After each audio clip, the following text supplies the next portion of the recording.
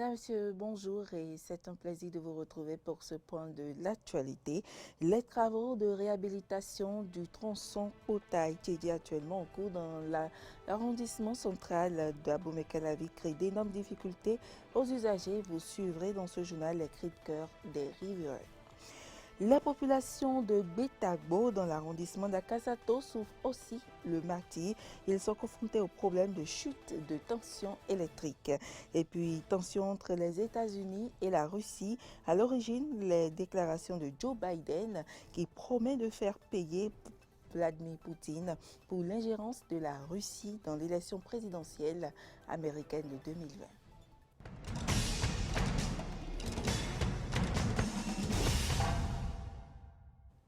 Bienvenue dans ce journal. Le chef de l'État a reçu en audience mardi dernier au palais de la Marina le colonel Pascal Tawes, l'officier des forces armées béninoises à la retraite, est allé plaider auprès du président de la République pour le dénouement de sa situation administrative. Au lendemain de son audience avec le chef de l'État, nous nous sommes rapprochés du colonel Pascal Tawes pour en savoir plus sur les réelles motivations de cette rencontre avec le président Patrice Talon. On le sait, Pascal Tawes n'était pas tendre avec le régime de la rupture. On l'écoute. J'ai un problème à régler avec l'État béninois parce que je suis retraité depuis 2013. Mais la manière dont je suis allé aux États-Unis n'était pas la meilleure. On n'affecte pas un diplomate militaire avec un visa d'un an renouvelable. C'est comme une évacuation intentionnelle. Donc, j'étais pas à l'aise. Ça fait que des propos ont dû être tenus d'une manière ou d'une autre. Le ton est monté. Ça m'a amené au cours de mon audience à présenter mes excuses au président de la République, qui les a acceptées, qui m'a aussi donné des conseils, des directives pour vivre de manière tranquille avec mes compatriotes. En matière de pédagogie militaire, on fait comme le chef. Et ce que je peux dire, c'est que le président Patrice Talon donne l'exemple de quelqu'un qui est disposé pour le contact. Donc, ceux qui considéraient que je suis de l'opposition ou de la mouvance, d'abord je suis béninois, et celui qui est là est ouvert et disponible. Les propos qui ont été tenus appartiennent hier. Moi, je crois qu'aujourd'hui, je souhaite que les uns et les autres fassent comme moi, rechercher le contact avec le président et échanger avec lui pour qu'ensemble nous puissions avancer dans la même direction. En réalité, quand on est dehors, on est intoxiqué. On reçoit des informations qui ne sont pas vérifiées. Depuis que je suis arrivé, je me rends compte que c'est le terrain qui commande. Les choses bougent dans le sens de la bienfaisance. Et je crois qu'aujourd'hui, il y a mieux qu'hier. Je le disais dans les titres, circuler sur le tronçon Carrefour-Pota-Carrefour-Itedi est depuis quelques semaines un véritable parcours de combattants dans l'arrondissement central d'Abomey-Calavi. Les travaux de réhabilitation de cette voie créent assez de dommages aux riverains et usagers. Clémence Tonouquet et Fiacre Voiton étaient sur le terrain pour constater. Caniveau à ciel ouvert, des barres de fer et des mottes de terre un peu partout, c'est le visage que présente le tronçon Carrefour-Kota, Carrefour-Itedi en réfection. Une situation qui rend la circulation pénible. Non, c'est pas facile de circuler. Circuler là, c'est pas facile de circuler. Des fois, même pour rentrer même dans la maison, ça sera difficile. Et si vous avez un jet ou bien le véhicule qui va, donc il n'y a pas d'espace, il n'y a pas la voie à passer. Pour le moment, c'est pas facile de circuler ici. Surtout avec depuis le carrefour Itedi où tout est bloqué, il faut chercher la déviation avant de se retrouver. Et puis voilà, quoi, tout est ouvert. Je me demande, dès que la pluie va s'annoncer encore plus, comment on pourra faire. Les enfants ont des difficultés à passer sur le tronçon. Ça ne va pas. Surtout cette semaine-ci, on n'a pas constaté l'évolution des travaux. Cette semaine-ci, on n'a pas constaté l'évolution des travaux. Donc vraiment, c'est pas la joie. pas de déviation, donc personne ne passe ici. Au niveau des ZEM aussi, personne ne passe ici. Donc vraiment, la circulation ne passe pas. De Kota à Itchédji, maintenant, on est obligé de contourner. ZEM qui est à 150, maintenant, on peut dire 300 et 350 d'ici à Itchédji, donc ça ne va pas du tout. Le passage à nos divers lieux de travail et autres, c'est vraiment difficile. Moi, sincèrement, j'ai dû garer de l'autre côté. Et j'ai essayé de traverser péniblement les caniveaux et venir à ce côté pour pouvoir aller là où je vais. Les commerces installés le long de cette voie ne sont pas épargnés. Les commerçants ont vu leur chiffre d'affaires chuter et les moins endurants ont dû fermer simplement. Tout est fermé, vous aurez dû remarquer, la boutique est fermée. Surtout les aliments, là, tout est fermé en fait. La poissonnerie, les boutiques de portables et autres, tout le monde est fermé. D'abord, par rapport à la poussière et la voie aussi qui n'est pas quand même praticable. Donc on ne peut rien. Et tout est au ralentissement. Les activités ça traîne, l'argent ça ne range pas. Et puis tout le monde chauffe là. Au niveau des boutiques, au niveau des boutiques, ceux qui ont loué des boutiques, ils n'ont pas pu trouver la majeure partie de leurs gains. Les vendeuses au bord de la voie, vraiment ça ne passe pas. Si la voie là, si ça passe là, nous on vend. Quand ils ont bloqué partout, cassé les choses en désordre comme ça là, on ne vend pas maintenant. À cause de la voie, mon patron a dit qu'il va diminuer mon argent un peu, parce qu'il n'y a pas le marché. Les usagers estiment que la réfection de cette voie évolue à un rythme très lent. Tous plaident pour une accélération des travaux. Si les travaux peuvent s'accélérer et qu'on puisse nous libérer la voie, ça pourra vraiment nous aider. Il faut comprendre ça à la population qui habite ici. C'est pas ça. Le dimanche passé, ils étaient sur le terrain. Je les ai vus en train de travailler. Mais franchement, ça va à un petit pas, quoi. Je ne sais même pas comment qualifier ça. C'est pas encore ça. Ceux qui sont le travail, de continuer les travaux et de mettre le courage aussi. Ce que moi, je veux simplement là, de bien faire la route. Là, ça serait bon pour nous. Les travaux, une fois à terme, permettront d'avoir une voie plus large pour faciliter la mobilité des populations. Et puis les populations de Gbetagbo et environ dans l'arrondissement de Kassato souffrent également. Ils sont confrontés au problème de chute de tension électrique. Une équipe de Eden TV a effectué une descente dans certains quartiers de l'arrondissement. Suivez le reportage de Moriagua. Le problème de chute de tension électrique, communément appelé baisse de tension, se pose avec acuité dans la commune d'Abomey-Calavi. Certains citoyens parlent de la situation à Gbetagbo dans l'arrondissement d'Akassato. À partir de 19h, nous n'avons plus l'énergie en bonne qualité. Et chaque fois que nous allons nous plaindre au niveau de l'agence SBE de Calavi, eux autres ils nous disent qu'ils sont conscients de la situation, que nous vivons la sous-tension. Pourquoi? Parce que quoi ils disent? Que la population de Gbetagbo et de Domezekame a augmenté et le nombre d'abonnés a augmenté.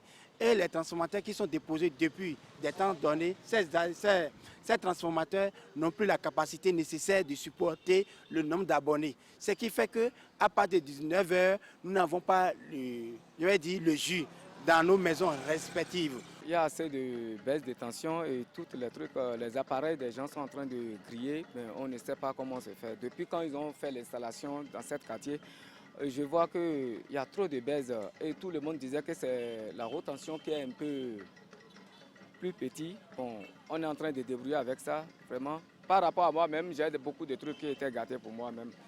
Je ne peux pas, on n'a pas de choix. Spécialement dans la nuit, la coupure vraiment nous dérange proprement ici.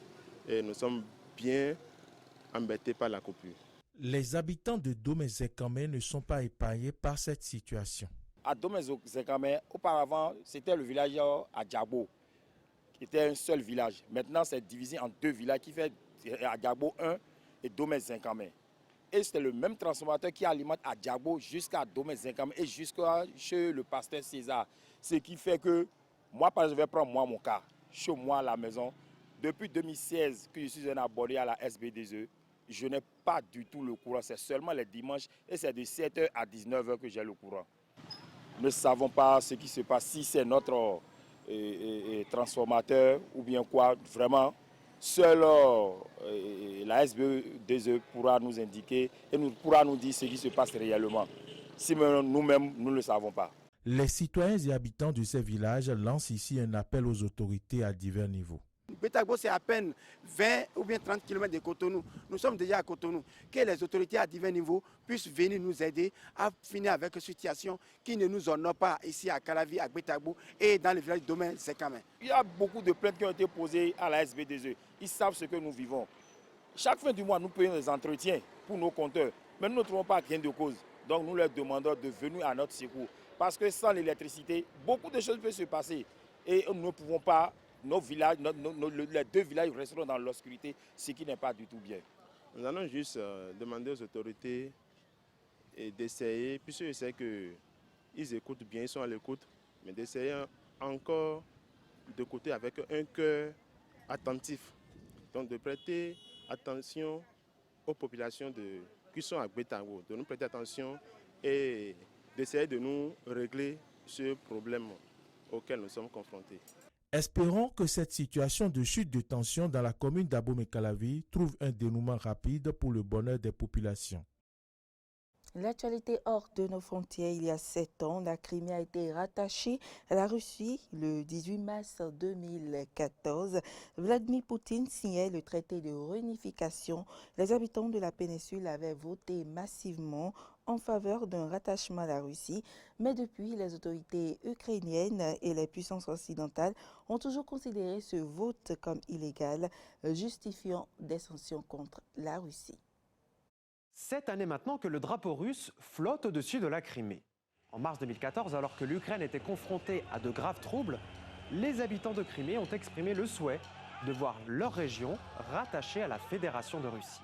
Et le ministre des Affaires étrangères russe, qui s'est exprimé à l'occasion de cette date anniversaire, a tenu à être clair. Il n'y aura pas de retour en arrière.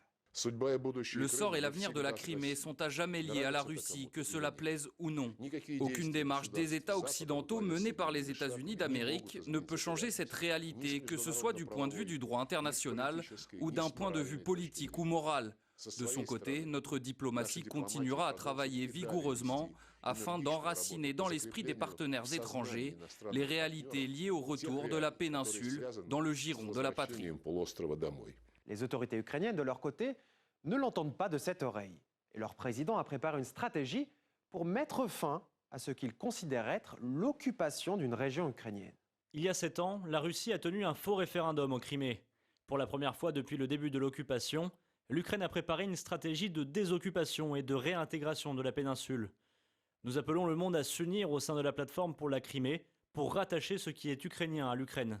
En 7 années, la Russie a beaucoup fait pour développer les infrastructures de la Crimée, des infrastructures jusque-là délaissées. Et le symbole du développement de cette région est bien entendu le pont de Crimée, qui relie dorénavant la presqu'île à la Russie continentale par la route et par le rail. La population, elle, paraît apprécier tous ces efforts et semble ne pas regretter son choix, comme l'ont d'ailleurs souligné plusieurs sondages. Beaucoup de choses ont été construites. Si on parle du domaine social, suffisamment. Par exemple, désormais dans la cour voisine, il y a enfin des installations pour enfants. Mais bien sûr, notre grande fierté est le pont de Crimée et la route tauride. Beaucoup d'endroits. Si avant la route pour Sébastopol, par exemple, prenait 1h30, désormais c'est beaucoup plus rapide. Je trouve donc que les choses ne font que s'améliorer. Je préfère le travail que j'ai maintenant. Je gagne plus désormais. Quand on faisait partie de l'Ukraine, il n'y avait pas de perspective. Maintenant, il y en a beaucoup plus. Je suis content de ce qui s'est passé il y a 7 ans. J'ai moi-même participé au référendum. Tout s'est bien passé, personne ne m'a menacé avec une arme. Des amis à moi de Zaporizhzhia m'ont demandé si c'était vrai qu'on nous menaçait avec des armes. Je leur ai expliqué que c'était du n'importe quoi. Tout s'est fait de manière honnête. Je l'ai vu de mes propres yeux.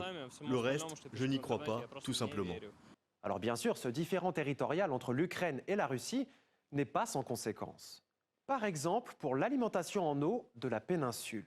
Du temps de l'URSS, un canal avait été construit depuis le fleuve Dniepr, en Ukraine, pour ravitailler la Crimée en eau potable. Mais depuis 2014, Kiev a fermé le robinet, occasionnant des pénuries récurrentes ce qui entraîne aussi de graves conséquences sur l'agriculture locale, fortement dépendante de l'irrigation. Cette situation entre les deux pays a également généré une hausse des tensions en mer Noire. Fin novembre 2018, un incident a même eu lieu entre les marines russes et ukrainiennes, avec la capture de 3 navires ukrainiens et l'emprisonnement de 24 marins. Des tensions qui ne risquent pas de s'atténuer. Le Pentagone a annoncé une aide militaire de 125 millions de dollars à l'Ukraine, principalement sous la forme de 2 navires patrouilleurs. Depuis 7 ans que la Crimée a rejoint la Russie, les habitants de cette région ont observé une amélioration des infrastructures ainsi que de leurs conditions de vie. Mais la situation géopolitique de cette région d'Europe est très instable entre le conflit larvé dans le Donbass et la militarisation croissante en mer Noire. Tension entre la Russie et les États-Unis. Moscou a rappelé son ambassadeur aux États-Unis pour consultation. Une décision prise ce mercredi après que le président Biden ait traité son homologue de tueur dans la presse, promettant de le faire payer. Il n'a prononcé qu'indirectement ces mots, mais la réponse du président démocrate est pour le moins limpide. Dans une interview accordée à la chaîne américaine ABC, Joe Biden a attaqué frontalement son homologue du Kremlin. Vous connaissez Vladimir Poutine? Pensez-vous que c'est un tueur? Oui. Alors quel prix doit-il payer? Il va en payer les conséquences. Nous avons eu une longue conversation, lui et moi. Je le connais relativement bien. Et quand la conversation a commencé, j'ai dit « Je vous connais et vous me connaissez. Si j'établis que cela s'est produit, alors soyez prêts. » Par ses propos, Joe Biden déclenche la première crise diplomatique de son mandat, provoquant l'ire de Moscou qui a rappelé son ambassadeur aux États-Unis pour des consultations, le Kremlin qui assure vouloir éviter une dégradation irréversible des relations avec Washington, mais qui dénonce ses propos comme une attaque directe contre la Russie. L'ambassadeur de Russie à Washington, Anatoly Antonov, a été invité à se rendre à Moscou pour des consultations afin d'analyser ce qu'il faut faire et comment avancer dans les relations avec les États-Unis. La nouvelle administration américaine est au pouvoir depuis près de 2 mois. Le nombre symbolique des 100 jours n'est pas loin et c'est une bonne raison de tenter de faire une évaluation de ce que l'équipe Biden réussit ou ne réussit pas à faire. Au cœur des relations houleuses avec Washington, des tensions à répétition au sujet de la Syrie, l'Ukraine, des accusations d'ingérence ou encore d'espionnage. Depuis son entrée à la Maison-Blanche, Joe Biden inscrit sa volonté de marquer un tournant par rapport à l'ère Trump. L'ex-président républicain qui était déterminé à améliorer les relations entre les deux puissances. Un changement de cap radical donc pour la nouvelle administration. Nos relations auront un aspect différent. Nous serons directs. Nous nous exprimerons sur les domaines qui nous préoccupent. Et comme le président l'a dit hier soir, les Russes seront certainement tenus responsables des actions qu'ils ont entreprises. Dans ce contexte, les États-Unis ont décidé ce mercredi d'étendre les restrictions d'exportation de produits sensibles vers la Russie. Des mesures qui n'améliorent pas les chances d'une normalisation des relations, même si le président américain dit vouloir coopérer avec Moscou au nom d'intérêts communs, à l'instar du projet Nord Stream 2. Et puis bientôt un passeport vert pour voyager dans les pays européens. La Commission européenne a présenté ce mercredi le projet. L'objectif est de faciliter la circulation entre les pays de l'Union européenne. Et sa mise en place est prévue en juin prochain, mais tous les pays ne sont pas convaincus. Mais en quoi consiste ce certificat numérique? Des précisions dans ce reportage. Soutenir la libre circulation au sein de l'Union européenne. C'est l'objectif affiché du certificat sanitaire présenté ce mercredi par la Commission européenne. Un projet commun qui pourrait permettre aux habitants des 27 de voyager normalement dès cet été, malgré la pandémie. Un passeport vaccinal controversé, destiné notamment à aider l'industrie du tourisme en Europe, en grande difficulté depuis des mois. Ce certificat garantira que les résultats ou ce qu'il montre, les données, l'ensemble des données minimum sont mutuellement reconnus dans chaque État membre. Grâce à ce certificat numérique, nous voulons aider les États membres à rétablir la liberté de circulation d'une manière sûre, responsable et digne de confiance. Gratuit et non obligatoire, ce passeport vaccinal sera doté d'un QR code à présenter sous forme digitale et indiquera si le porteur est vacciné, si ce dernier a effectué un test PCR ou encore s'il est immunisé face au Covid-19. Pour ceux qui ne disposent pas de smartphone, le format papier pourra également être présenté. Un certificat qui ne s'inscrit pas dans la durée puisque son utilisation devrait cesser dès la fin de la pandémie. La Commission européenne l'a rappelé, la vaccination ne doit être ni obligatoire ni discriminatoire.